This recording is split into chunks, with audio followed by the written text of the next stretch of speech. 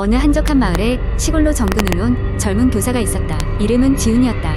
그는 도시 생활에 지치고 한적한 곳에서 새로운 도전을 해보고 싶어 마을의 초등학교로 오게 되었다. 그곳은 평화롭고 자연이 아름다웠지만 마을 사람들은 외지인에게 경계심이 많았다. 지훈은 그곳에서 아이들을 가르치며 하루하루를 보내던 중 한 가지 이상한 점을 발견했다. 학교 뒤편의 작은 숲은 마치 금기시된 장소처럼 누구도 그곳에 가까이 가지 않았다. 심지어 아이들에게 그곳에 들어가지 말라는 경고를 받은 지훈은 호기심이 생겼다. 어느 날 학교 수업이 끝난 후 지훈은 숲이 왜 금기인지 알아보고자 몰래 들어갔다. 숲은 처음에는 그저 평범해 보였다. 그러나 점점 더 깊이 들어가자 공기가 싸늘해지고 묘한 소름이 돋았다. 갑자기 땅 위에서 어린아이의 웃음소리가 들려왔다. 지훈은 놀라 주위를 둘러보았지만 아무것도 보이지 않았다. 그 순간 지훈은 발 아래에서 무언가를 발견했다. 오래된 빛바랜 노란색 리본이었다. 리본의 주머니 속에는 사진이 한 장 들어있었다. 사진에는 웃고 있는 아이의 모습과 함께 사랑하는 우리 딸이라는 글귀가 적혀 있었다. 지훈은 이상한 기분에 휩싸였지만 그러한 일은 잊고 학교로 돌아가려고 했다. 하지만 숲을 빠져나가는 길이 이상하게 느껴졌다. 그는 분명히 왔던 길을 따라 돌아가고 있었지만 계속 같은 자리를 맴도는 느낌이 들었다. 점점 어두워지고 온몸에 식은땀이 흘렀다. 그러다 문득 가까운 나무 뒤에서 작은 그림자가 그를 쫓아다니는 듯 느껴졌다. 결국 지훈은 겨우 숲을 빠져나와 마을로 돌아왔다. 그날 이후 지훈은 자꾸만 아이의 웃음소리가 귓가에 맴돌고 꿈속에서도 노란 리본의 아이가 나타났다. 지훈은 점점 정신적으로 피폐해졌고 마을 사람들에게 도움을 요청했다. 마침내 마을의 원로가 그를 찾아와 이야기를 들려주었다. 오래전 그 숲은 마을에 작은 묘지가 있었고 그곳엔 한 어린 여자아이가 묻혔다는 것이었다. 아이는 불의의 사고로 세상을 떠났다. 마을 사람들은 그 영혼이 여전히 숲을 떠나지 못하고 있다고 믿었다. 그래서 그곳을 금기시하고 있었던 것이다. 지훈은 아이의 혼을 달래주기로 결심했다. 그는 그 리본을 가지고 묘지로 갔고 아이를 위해 기도를 올렸다. 그날 이후 지훈은 더 이상 웃음소리를 듣지 않게 되었고 꿈속의 아이도 나타나지 않았다. 그 후 지훈은 더욱더 마을과 아이들에게 집중하며 지내고 마을 사람들도 그를 진정한 일원으로 받아주었다.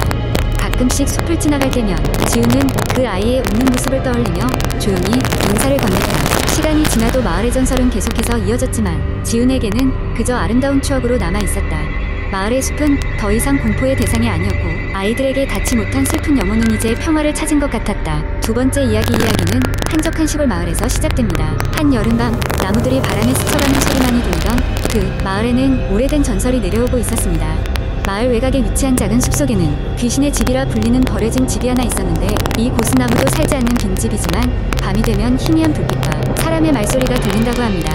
10년 전 마을의 한 청년이 그 집을 탐험하러 갔다가 귀신에 씌인 채 돌아왔다는 이야기가 있습니다. 그 이후로 아무도 그 집에 가까이 가지 않았습니다. 그러나 이번 여름에 마을에 돌아온 대학생 수지는 친구들과 함께 그 전설의 진위를 확인해보고 싶었습니다. 친구들은 호기심 반, 두려움 반으로 수지의 제안에 응하게 되었죠. 그들은 늦은 저녁에 플래시를 켜고 집으로 향했습니다. 숲길을 따라 걷다 보니 서서히 오래된 그 집이 모습을 드러내었고 집 앞에 도착했을 때는 이미 밤하늘엔 별들이 가득 찬 시간이었습니다. 집은 예상대로 녹슬고 부서져 있었지만 희망을 품고 집 안으로 들어간 그들은 벽에 걸린 낡은 사진들과 가구들이 흐트러진 채 있는 것을 볼 수 있었습니다. 그들은 집을 둘러보다가 2층에서 이상한 낌새를 느꼈습니다. 한 친구가 벽에 달린 작은 문을 발견했고 그 문 너머로 이어진 좁은 계단을 내려가게 됩니다. 계단은 지하로 이어졌고 지하실은 생각보다 넓었습니다. 구석에는 오래된 책상과 문서들이 쌓여 있었고 그곳에는 낯선 언어로 쓰인 책들이 자리 잡고 있었습니다.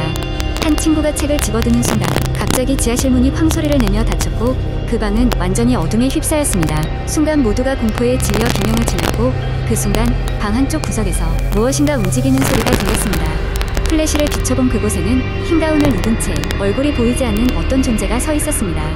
그 존재는 무언가를 속삭이고 있었고 친구들은 그 추운 속삭임이 자신들의 이름을 부르고 있음을 깨닫게 되었습니다.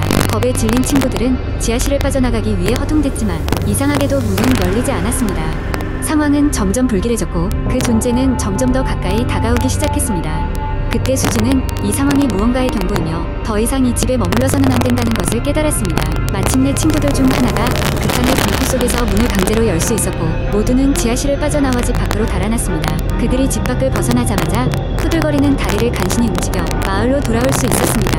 이후로 그 누구도 그 집에 발을 들여놓지 않았다고 합니다.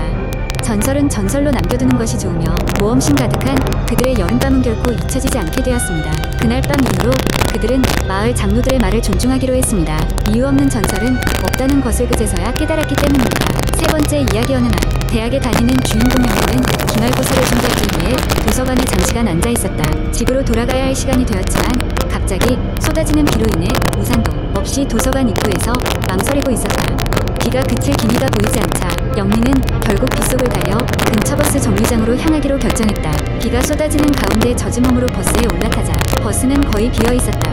영민은 버스 맨 뒷자리에 앉아 창밖을 바라보았다. 비는 계속해서 창문을 두드리고 있었고 물방울은 미끄러지며 흐릿한 경치를 만들어냈다. 문득 차창에 비친 자신의 모습, 뒤로 흰 형체가 언뜻 스쳐 지나간 것 같은 착각에 영민은 몸을 반쯤 돌려 뒤로 확인했다. 놀랍게도 뒤에는 아무도 없었다.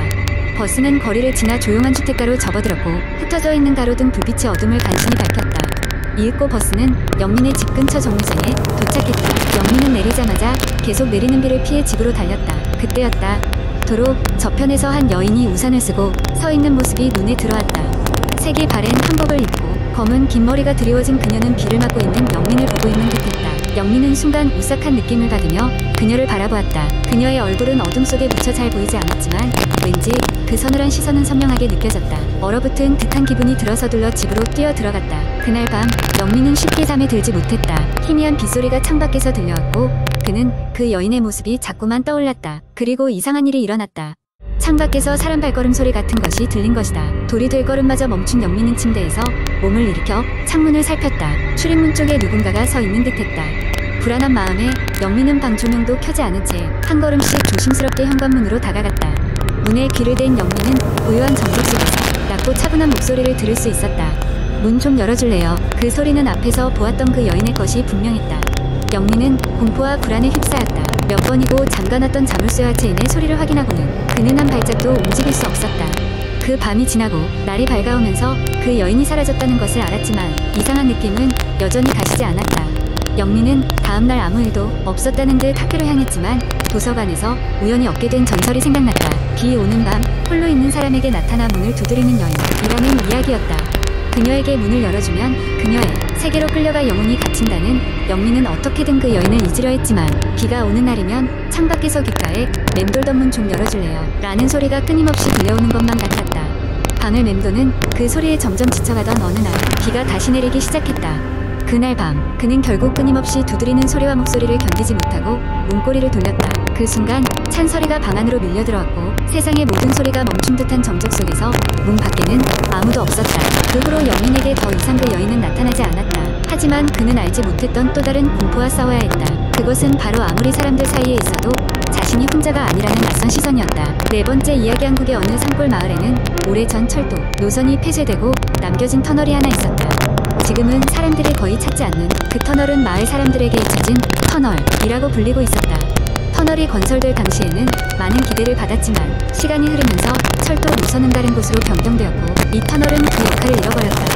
가까운 대도시에서 도시 생활에 지친 한 젊은 남자가 이 마을로 여행을 오게 되었다. 그는 자연을 사랑하는 사람으로 조용하고 한적한 이곳에서 시간을 보내고 싶었다. 여행 중 그는 마을 사람들이 입을 모아 이야기하는 잊혀진 터널의 이야기를 듣게 되었는데 사람들은 그곳이 귀신이 나온다고 무서워하며 가까이 가지 말라고 경고했다. 그런데 이 남자는 미지의 것에 강한 호기심을 느끼는 사람이었다. 그래서 한밤중 모든 것이 고요한 시간에 그는 손전등 하나만을 챙겨들고 그 터널을 향해 나섰다.